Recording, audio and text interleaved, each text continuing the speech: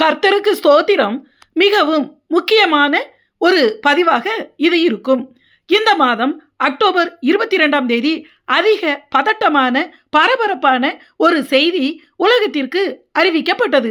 அது என்னவென்றால், ஜெருசலேமில் இருக்கிற அல் அக்ஸா மசூதியின் அஸ்திபார சுவர்கள் மிகவும் பலவீனமடைந்து விட்டன. எந்த நேரத்திலும் மசூதி இடிந்து விழுந்துவிடும் என்பதுதான் அந்த செய்தி. இதை கேட்டுக்கொண்டிருக்கிற உங்களுக்கு இப்போது எப்படி இருக்கிறது? அதிர்ச்சியா, ஆச்சரியமா, அல்லது ஏற்கனவே எதிர்பார்த்து காத்திருந்தது தானே என நினைக்கிறீர்களா? ஏன் இப்படி ஆனது? இதற்கு யார் காரணம்? இனி என்ன நடக்கும் என்று இந்த பதிவில் பார்ப்போம். கிழக்கு ஜெருசலேமில் மோரியா மலையில் சாலமோன் தேவாலயமும் 2ஆம் தேவாலயமும் இருந்த அதே இடத்தில் இப்போது அல் அக்ஸா என்கிற மசூதி இருக்கிறது. இனி மறுபடியும் அதே இடத்தில் எப்படியாவது 3ஆம் தேவாலயத்தை கட்டிவிட வேண்டும் என்று யூதர்கள் பல வழிகளில் முயற்சி செய்கிறார்கள். இப்போது ஜெருசலேமும் இஸ்ரேல் அரசாங்கத்தின் கட்டுப்பாட்டில்தான் இருக்கிறது. ஆனால் இஸ்ரேல் ஜோர்டான் அமைதி ஒப்பந்தத்தின்படி அந்த அல் அக்ஸா மசூதி மட்டும் ஜோர்டான் அரசின் நிர்வாகத்தில் இருக்கிறது. ஜோர்டான் அரசு அந்த பொறுப்பை அல் அக்ஸா மசூதி இருக்கிற கிழக்கு ஜெருசலேம் பகுதியில் உள்ள இஸ்லாமியர்களின் வக்பு வாரியத்திடம் கொடுத்தார்கள். ஆனால் அல் அக்ஸா மசூதியின் பாதுகாப்பு முழுவதும் இஸ்ரேல் அரசாங்கத்தின் கட்டுப்பாட்டில்தான் இருக்கிறது. இந்த மாதம் 22ஆம் தேதி அல் அக்ஸா மசூதியின் நிர்வாக ஆலோசகராகிய மாரஃப் அல் ரிஃபை என்பவரும் மேலும் வாஃபா என்கிற பாலஸ்தீனிய செய்தி ஏஜென்சியும் இணைந்து மிகவும் அவசரமான ஆபத்தான ஒரு செய்தி என்று சொல்லி ஒரு அறிக்கையை இஸ்ரேல் அரசாங்கத்திற்கும் உலக மீடியாக்களுக்கும் யுனெஸ்கோ நிறுவனத்திற்கும் தெரிவித்தார்கள். அல் அக்ஸா மசூதியின் அஸ்திபார சுவர்கள் மிகவும் பலமிழந்து ஆங்காங்கே வெடித்து எந்த நேரத்திலும் இடிந்து விழக்கூடிய மிக மோசமான நிலையில் உள்ளது என்று கூறியிருக்கிறார்கள். அதற்கு அவர்கள் கூறுகிற காரணம் என்ன தெரியுமா? எப்படியாவது அல் அக்ஸா மசூதியை இடிந்து விழ செய்துவிட்டு அதே இடத்தில் 3ஆம் தேவாலயத்தை கட்ட வேண்டும் என்பதற்காக இஸ்ரேல் அரசாங்கமும் பல தீவிர யூத அமைப்புகளும் ஆளுக்கு போட்டி போட்டுக்கொண்டு அகழ்வாராய்ச்சி செய்கிறோம் என்று சொல்லிக்கொண்டு தங்களுடைய பரிசுத்த வேதாகமத்தின் இடங்களையும் தேவாலய பொருட்களையும் கண்டுபிடிக்கிறோம் என்று சொல்லி அல் அக்ஸா மசூதியை சுற்றி வருஷக்கணக்காக தோண்டியதாலும் எங்கள் தேவாலயத்தை ஆராய்ச்சி செய்கிறோம் என்று சொல்லிக்கொண்டு அல் அக்ஸா மசூதிக்கு நேர் கீழே தோண்டி பிளந்து சுரங்கங்களை தோண்டியதாலும் இப்போது அல் அக்ஸா மசூதி உறுதியற்று போய் கீறல்கள் விழுந்து அஸ்திபார சுவர்கள் வெடித்து எந்த நேரத்திலும் மசூதி இடிந்து விழக்கூடிய நிலையில் இருக்கிறது. இப்படி தானாகவே அல் அக்ஸா மசூதி இடிந்து விழுந்து விட்டதாக உலகத்திற்கு காண்பித்து அதே இடத்தில் தங்களுடைய 3ஆம் தேவாலயத்தை கட்டுவதற்காகவே இப்படி செய்கிறார்கள். அதுவும் 2023 அக்டோபர் 7இல் இஸ்ரேல் ஹமாஸ் யுத்தம் ஆரம்பித்த பிறகு மிகவும் தீவிரமாகவும் ஆக்ரோஷமாகவும் யூத மதவாதிகள் வேண்டுமென்றே அகழ்வாராய்ச்சி என்ற பெயரில் அல் அக்ஸா மசூதியின் அடியில் தோண்டியதால் தான் இப்படி இடிந்து விழக்கூடிய நிலைமை அல் அக்ஸா மசூதிக்கு ஏற்பட்டுவிட்டது என்று ஆதங்கப்படுகிறார்கள். இதை பற்றி இஸ்ரேல் அரசாங்கத்திடம் கூறினால் அவர்கள் அதை கண்டுகொள்வதே இல்லை என்றும் யுனெஸ்கோவும் ஐநாவும் எந்த கேள்வியும் அவர்களை கேட்பதில்லை என்றும் கூறுகிறார்கள். அல் அக்ஸா மசூதிக்கு ஆபத்து என்றும் எந்த நேரத்திலும் இடிந்து விழுந்துவிடும் என்றும் கேட்டவுடன் இஸ்லாமிய நாடுகள் இஸ்ரேலை மிகவும் வன்மையாக எச்சரித்து கண்டித்திருக்கிறார்கள்.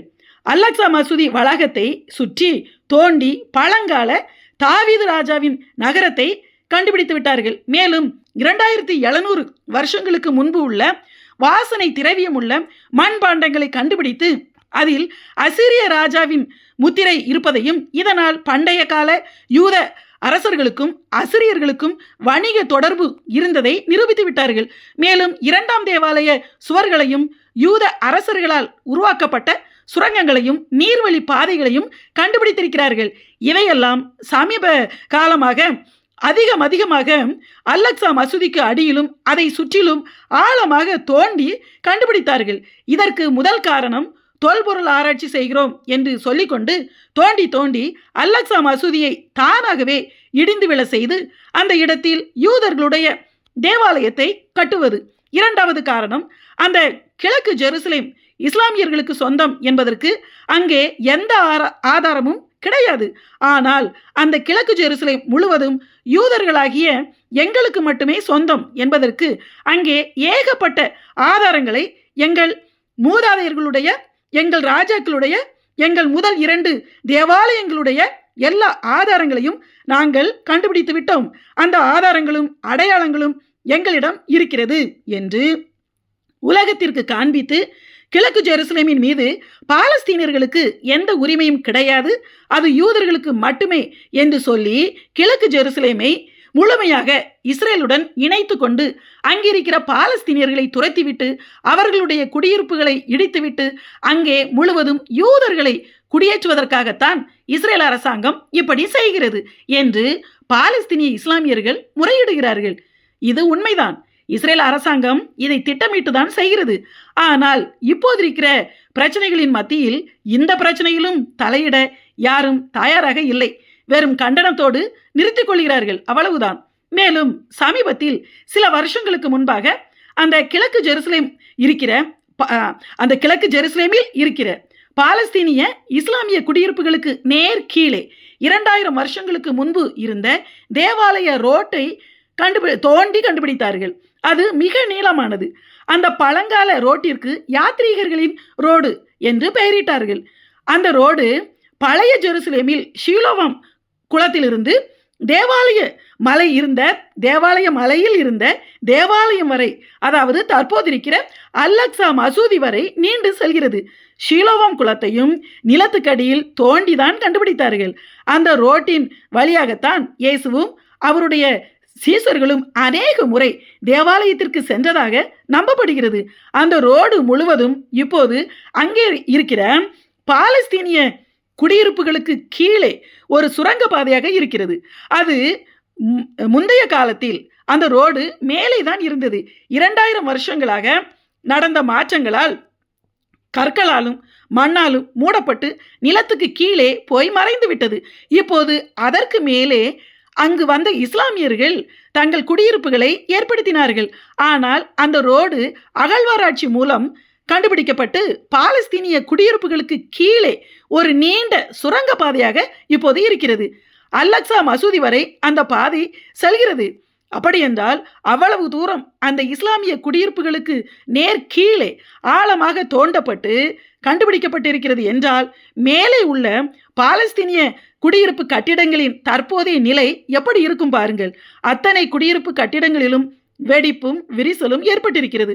அது மாத்திரமல்ல, நீங்கள் இங்கே அரசாங்க அனுமதி இல்லாமல் சட்டவிரோதமாக வீடுகளை கட்டியிருக்கிறீர்கள் என்று சொல்லி அங்குள்ள இஸ்லாமியர்களை, அங்குள்ள இஸ்ரேலின் அதிகாரிகள் அவர்களை துரத்திவிட்டு அந்த இடங்களில் புதியதாக யூத குடியிருப்புகளை ஏற்படுத்தி அவைகளில் யூதர்களை குடியமர்த்தப் போவதாக கூறப்படுகிறது.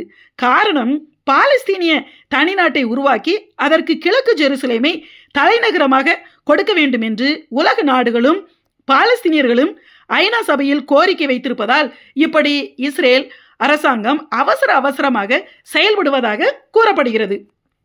மேலும் அல்-அக்ஸா மசூதியும் அதன் வளாகமும் இஸ்ரேல் அரசாங்கத்தின் கட்டுப்பாட்டில் இருப்பதால் அங்கே முழுவதும் இஸ்ரேல் இராணுவத்தினர் தான் பாதுகாப்புக்காக நிற்கிறார்கள்.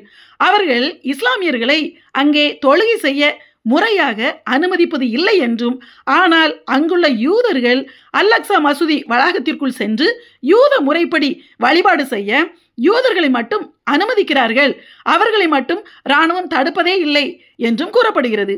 எப்போதுமே அல்-அக்ஸா மசூதி வளாகத்தில் யூதர்களுக்கும் இஸ்லாமியர்களுக்கும் இடையில் கலவரமும் வன்முறையும் தான் நடந்து கொண்டிருக்கிறது. இப்போது இஸ்ரேல் ஹமாஸ் பிரச்சனைக்கு பிறகு இஸ்ரேல் அரசாங்கம் அதிக கட்டுப்பாடுகளை அங்கே கொண்டு வந்திருக்கிறது. 60 வயதிற்கு கீழ் உள்ள இஸ்லாமிய ஆண்கள் அல்-அக்ஸா மசூதிக்குள் செல்வதற்கு தடை விதித்து விட்டார்கள். மேலும் எப்போதும் இங்கே அகழ்வாராய்ச்சி நடந்து கொண்டிருப்பதால் இப்போது மசூதியில் தொழுகை நடத்த அனுமதிக்க முடியாது என்று இஸ்லாமியர்களை தடுத்து விடுகிறார்கள். ஆனால் யூதர்கள் என்றால் மட்டும் அனுமதிக்கிறார்கள். அது எப்படி என்று கேட்கிறார்கள். மேலும் அப்படியே சில சமயம் தொழுகை நடத்த அனுமதித்தாலும் அது கலவரத்தில் தான் முடிகிறது என்றும், அந்த கலவரத்தையும் அடக்குகிறோம் என்று சொல்லிக்கொண்டு இஸ்ரேல் இராணுவத்தினர் இஸ்லாமியர்களைத்தான் சுட்டுக் கொள்கிறார்கள் என்றும், அப்படிப்பட்ட கலவர நேரங்களில் இஸ்ரேல் இராணுவத்தினர் அல்-அக்ஸா மசூதியின் கட்டிடங்கள் மீது குறிபார்த்து தாக்கி அநேக இடங்களை ஏற்கனவே சேதப்படுத்தி விட்டார்கள் என்றும் குற்றம் சாட்டுகிறார்கள். ஏற்கனவே பஸ்கா பண்டிகை வரும்போதெல்லாம் தீவிரமான யூத மத தலைவர்கள் அல்-அக்ஸா மசூதி வளாகத்தில் தங்கள் ஆடுகளை பலியிட முயற்சி செய்வதாகவும், சில முறை யூதர்கள் தங்கள் உடம்பு முழுவதும் வெடிகுண்டுகளை கட்டிக்கொண்டு தற்கொலை படையினராக மாறி உள்ளே நுழைந்து அல்-அக்ஸா மசூதியை எரித்துவிட முயற்சி செய்வதாகவும், அந்த மசூதிக்கு அருகில் இருக்கிற யூத மத பள்ளிக்கூடம் முழுவதும் வெடிகுண்டுகளை நிரப்பி அல்-அக்ஸா மசூதியை எரிக்க முயல்வதாகவும், ஒரு முறை அல்-அக்ஸா மசூதி மீது தீக்கொளுத்தி விட்டதாகவும் கூறப்படுகிறது. ஆனால் இப்படியெல்லாம் அல்-அக்ஸா மசூதியை அழித்தால் இஸ்ரேலுக்கு எதிராக உலக அளவில் பெரும் பிரச்சனை வரும் என்பதாலேயே இஸ்ரேல் அரசாங்கம் அவர்களை தடுத்ததாகவும், ஆனால் அப்படி அல்-அக்ஸா மசூதியை இடித்து எரித்து அழிக்க முயற்சி செய்கிற யூதர்களை இஸ்ரேல் அரசாங்கம் கண்டுகொள்வதும் இல்லை, அவர்களுக்கு தண்டனை கொடுப்பதும் இல்லை, அவர்களை மனநிலை பாதிக்கப்பட்டவர்கள் என்று சொல்லி விட்டுவிடுகிறார்கள் என பாலஸ்தீனியர்கள் ஆதங்கப்படுகிறார்கள். அல்-அக்ஸா மசூதி வளாகத்திற்குள் யூதர்கள் வழிபாடு செய்யக்கூடாது என்று சர்வதேச நடைமுறை விதி இருக்கிறது. ஆனால் இப்போதெல்லாம் தினமும் யூதர் அபிமார்களும் அரசியல்வாதிகளும் மற்ற எல்லா யூதர்களும் உள்ளே நுழைந்து இஸ்ரேலிய கொடியுடன் ஆடி பாடி வழிபாடு செய்கிறார்கள். மணிக்கணக்கில் அங்கே இப்படி யூத முறைப்படி அவர்கள் வழிபாடு செய்து பாலஸ்தீனியர்களை அவர்கள் திட்டுகிறார்கள் என கூறப்படுகிறது. இதை இராணுவம் தடுப்பதே இல்லை என்றும் கூறப்படுகிறது. அதாவது இனி எந்த நேரத்திலும் அல்-அக்ஸா மசூதியானது இடிந்து விழ வைக்கப்படும். அடுத்து 3ஆம் தேவாலயம் கட்ட முயற்சிப்பார்கள். அதற்கு எல்லாமே இப்போது ஆயத்தமாய் இருக்கிறது. அதனால் பெரும் பிரச்சனைகள் ஏற்படும். ஆனால் அதற்கு முன்பு 3ஆம் தேவாலயம் கட்டப்படுவதற்கு முன்பே இயேசு வந்து விடுவார். நாம் போக ஆயத்தமாய் இருக்கிறோமா? ஆமே.